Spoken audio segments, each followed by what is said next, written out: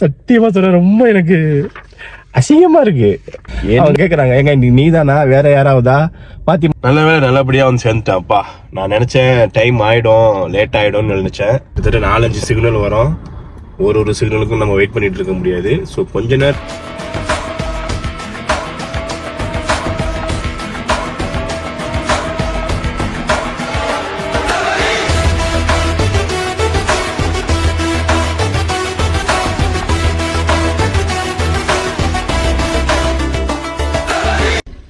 Hi ஹபிபீஸ், welcome back. எல்லாரும் எப்படி இருக்கீங்க? அல்ஹம்துலில்லாஹ் எல்லாரும் நல்லா இருப்பீங்கன்னு நான் நம்புறேன். Very very good morning. இன்னைக்கு தேர்ஸ்டே. ஏன்னா இவ்வளோ சீக்கிரமா கிளம்பிட்டேன்னு பாக்குறீங்களா? எஸ், இன்னைக்கு நான் வந்து ஆஃபீஸ் போல. அதுக்கு முன்னாடி நம்மளுடைய பாஸ்போர்ட் ரினியூவல் வேலை இருக்கு. ஸோ இங்கே நான் இன்னைக்கு டைரக்டா இந்தியன் எம்பசி போயிட்டு பாஸ்போர்ட் ரினியூவலுக்கு கொடுத்துட்டு அப்புறம் அங்கேருந்து நம்ம வந்து ஆஃபீஸ் வர வேண்டியதுதான். எதுக்காக இந்த வீடியோ அப்படின்னா, பாஸ்போர்ட் ரினியூவல் சவுதி அரேபியாவில் எப்படி பண்ணலாம் அப்படின்ட்டு நம்ம பார்க்க போகிறோம். ஓகே, நம்ம சேனலுக்கு யாராவது புதுசாக இருந்தீங்கன்னா மறக்காமல் சப்ஸ்கிரைப் பண்ணிக்கோங்க, லைக் பண்ணிக்கோங்க, பெல் பட்டனை தட்டிட்டு போங்க. ஓகே, பாஸ்போர்ட் ரினியூவலுக்கு ஃபர்ஸ்ட் நம்ம வந்து அப்பாயின்மெண்ட் எடுத்துக்கணும். ஆஸ் யூஸ்வல் இந்தியா ப்ரொசீஜர் மாதிரி தான். ஃபர்ஸ்ட் அப்பாயின்மெண்ட் எடுத்துக்கிட்டு அதுக்கப்புறம் நம்ம நேராக பண்ணணும்.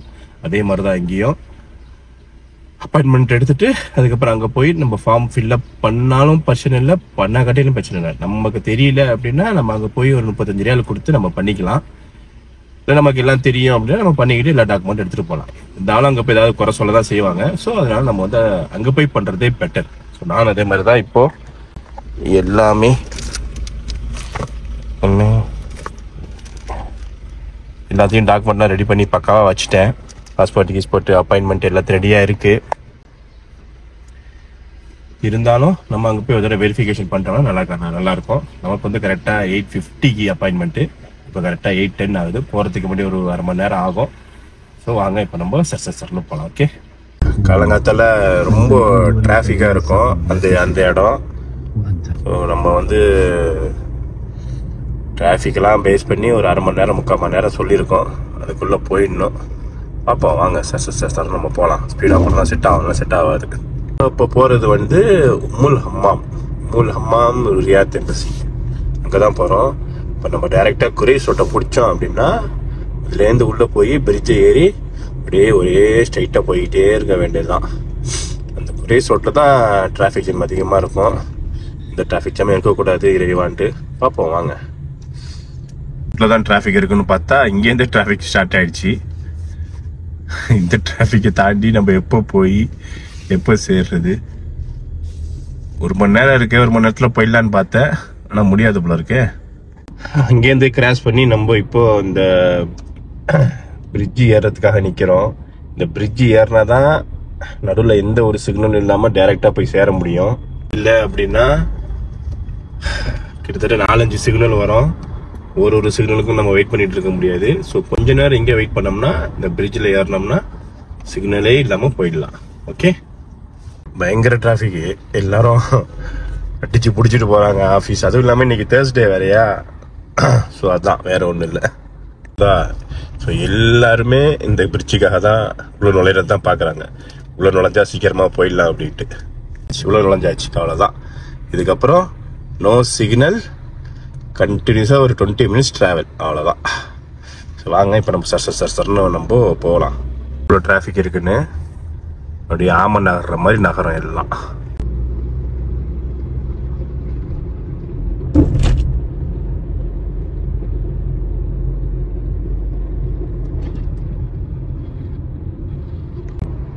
ஃப்ரீ ஆயிடுச்சு, சர்ன்னு போக வேண்டியதுதான் இப்போ. ஓகே, பிரிட்ஜு ஃப்ரீ ஆயிடுச்சு. வரும்போது கூட்டமாக இருக்குன்னு நினைக்கிறேன். பிரச்சனை இல்லை, நம்ம வேற வழியில் வந்துக்கலாம். இப்போ வாங்க சர்ன்னு போயிடலாம். ஓகே, அங்கே போயிட்டு நம்ம வீடியோ எடுக்கலாம். மட்டும் நல்லா இருந்துச்சுன்னு வச்சுக்கோங்களேன். ஸோ நம்ம எந்த ஒரு இடத்துக்கும் சீக்கிரமாக போயிடலாம். ஸோ ரோடுவேஸ் தான் மெயின் ஒரு நாட்டுக்கு. ரோடுவேஸ் மட்டும் சூப்பராக இருந்துச்சுன்னா டக்குன்னு நம்ம இதை நினச்ச இடத்துக்கு போயிடலாம். அங்கே பாருங்க டிராஃபிக் இருக்குன்னு நான் சொன்னேன். ஆனால் அந்த டிராஃபிக் நம்ம கடந்துட்டோம் அப்படின்னா புஷ்ஷுன்னு வந்தாச்சு, அவ்வளோதான். இந்த ரைட் எடுத்தோம்னா வந்துச்சு, ஃபினிஷ், அவ்வளோதான். வந்து விட்டோம் உம்முல் ஹம்மாம் வந்து விட்டோம். விஎஃப்எஸ் ஆஃபீஸ் எங்கே இருக்குது அப்படின்னா இதோ இருக்கு பாருங்க, இருங்க காட்டுறேன். எடுத்து நம்ம யூட்டர்ன் அடிச்சு வரணும். ஸோ இதோ இருக்கு, இதோ விஎஃப்எஸ் ஆஃபீஸ். இது உள்ள நிற்கிறாங்களா, அதான் அது உள்ளதான் இருக்கு விஎஃப்எஸ் ஆஃபீஸ். நம்ம இங்கே போயிட்டு யூட்டர்ன் அடிச்சுட்டு வருவோம். ஓகே, நல்ல வேலை நல்லபடியாக வந்து சேர்ந்துட்டேன்ப்பா. நான் நினச்சேன் டைம் ஆகிடும், லேட் ஆகிடும்னு நினச்சேன். பிரச்சனை இல்லை. அதான் சொல்கிறேன்ல, அந்த டிராஃபிக் மட்டும் நமக்கு செட் ஆயிடுச்சு அப்படின்னா, நம்ம கரெக்டாக அந்த டைம் பார்த்து கிளம்பிட்டோம் அப்படின்னா எங்கே போனாலும் வந்து போய் சேர்ந்துடலாம். ஏன்னா ரோட்வேஸ் அந்த மாதிரி இருக்கும், எந்த ஒரு தடைகள் இல்லாமல் நம்ம போய் சீக்கிரமாக போய் சேர்ந்துடலாம். கரெக்டாக டிரைவ் பண்ணிட்டு போனோம். அதான் உம்முல் ஹம்மாம்.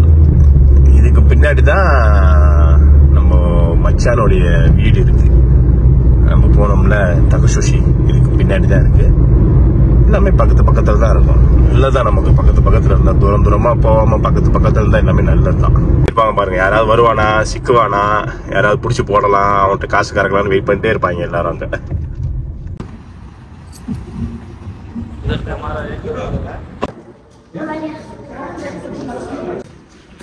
ஸோ கீழே போயிட்டு நம்ம அப்ளிகேஷன்லாம் ஃபில்அப் பண்ணி செக் பண்ணதால மேலே போய் டோக்கன் நம்பர் கொடுத்துருக்காங்க. இப்போ இங்கே வந்து ஒரு வெரிஃபிகேஷன் பண்ணுவாங்க.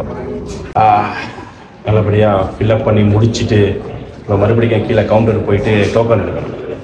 ஹாய் ஹபிபீஸ், பயங்கர சிரிப்பாக இருக்கு. உண்மையிலே எனக்கு பெரிய சம்பவம் ஆயிடுச்சு. உள்ளே போய் எல்லாம் ரெடி பண்ணி எல்லாம் பக்காவாக கொடுத்துட்டேன். நான் கொடுத்துட்டு லாஸ்ட்டில் கவுண்டருக்கு போகும்போது என்னை வந்து சைன் போடுங்க அப்படின்னாங்க. நான் இது பாருங்களேன், எவ்வளோ சைன் தெரியுமா போட்டு வச்சுருந்துருப்பேன். மாற்றி அவங்களே கடுப்பாயிட்டாங்க. ஓ, என்ன ஒரு சைன் கூட போட தெரியாதா அப்படின்ட்டு. பாருங்க, ஏன் சைனை எனக்கே போட தெரியல. மாற்றி போடுறேன். ஒரு இதுலயும் ஒவ்வொரு மாதிரி போடுறேன். அப்ளிகேஷன்ல ஒரு மாதிரி போடுறேன், அதுக்கப்புறம் இக்காமா காப்பியில் ஒரு மாதிரி போடுறேன், இதுல ஒரு மாதிரி போடுறேன். எவ்வளவு சைன் போட்டு நான் பிராக்டிஸ் பண்ணியிருக்கேன் பாருங்க. 2017 பழைய பாஸ்போர்ட்ல ஒரு சைன் போட்டிருக்கேன், இப்ப புது பாஸ்போர்ட்ல ஒரு சைன் போடுறேன். அவங்க கேட்கறாங்க, ஏங்க நீ தானா வேற யாராவதா மாத்தி சைன் போடுறீங்களே அப்படின்னு. ரொம்ப சத்தியமா சொல்ற, ரொம்ப எனக்கு அசிங்கமா இருக்கு. என்னோட சைனை நானே பலவாட்டி மாத்தி போட்டிருக்கேன் பாருங்களேன். இப்படி போடுறேன்னா ஆபீஸ்ல வேற மாதிரி போடுவேன், அப்புறம் பேங்க்ல வேற மாதிரி போட்டிருக்கேன்.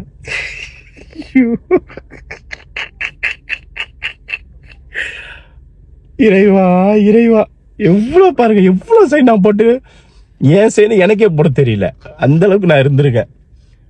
2017 அந்த பாஸ்போர்ட்ல இப்படி போட்டிருக்கேன், இப்படி போட்டுருக்கேன். ஏங்க இது நீங்க தானா வேற யாராவதா? ஒரு சைன் உங்களுக்கு ஒழுங்கா போட தெரியாதா? மாத்தி ஏன் போடுறீங்கன்னு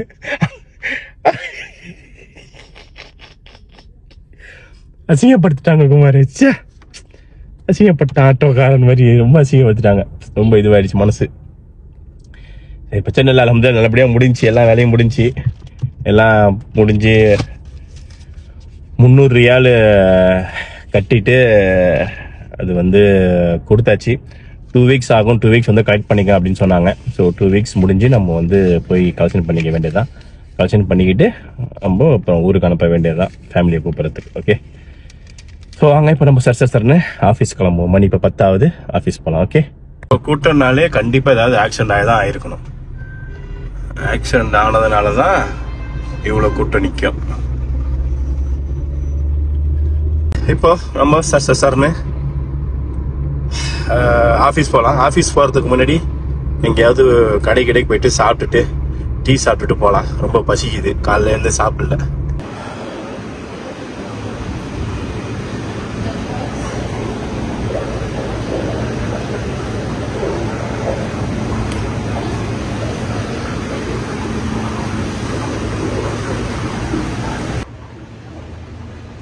ஒரு ஷோர்மாவும் ஒரு சாயும் வாங்கி சாப்பிட்டுட்டு ஆஃபீஸ் போகலாம். நல்ல பசி, எல்லா வேலையும் முடிஞ்சிச்சு. அல்ஹம்துலில்லாஹ். இன்னும் 2 வாரம் வந்துடும். இன்னும் 2 வாரத்தில் கரெக்டாக வந்துடும் பாஸ்போர்ட்டு. நம்ம வராது, நம்ம போய் வாங்கிக்கணும். நம்ம போய் வாங்கிக்கலாம். எனக்கு இன்னும் அந்த நினைச்சாலே சிரிப்பா வந்துட்டு தான் இருக்கு. ரொம்ப அசிங்கமாயிடுச்சு. சரி நம்ம சைடே நம்மளால போட முடியலையே அப்படின்னு. என்ன செய்யுது ஞாபகம் இருக்க மாட்டேங்குது. 2017 போட்டது அதே சைடு நம்ம போடுறோமா வேற ஏதாவது போடுறோமா அப்படின்னு ஞாபகம் இருக்க மாட்டேங்குது. நம்ம போட்ட சைனை மறுபடியும் நான் போடுறதுக்கு எனக்கு வந்து ரொம்ப கஷ்டமா இருக்கு. அதனாலதான் ஒரே சைனை நம்ம வந்து கண்டினியூ பண்ணிக்கிட்டே இருக்கணும். நம்ம சைன் அடிக்கடி மாத்துறதுனால தான் நமக்கு வந்து இந்த மாதிரி பிரச்சனைகள்லாம் வருது. ஸோ இனிமேல் எங்க போனாலும் ஒரே சைன் தான் போடணும். நான் பேங்க்ல வேற மாதிரி சைன் போட்டு வச்சிருக்கேன். என்ன பண்றது தெரியல. அப்போ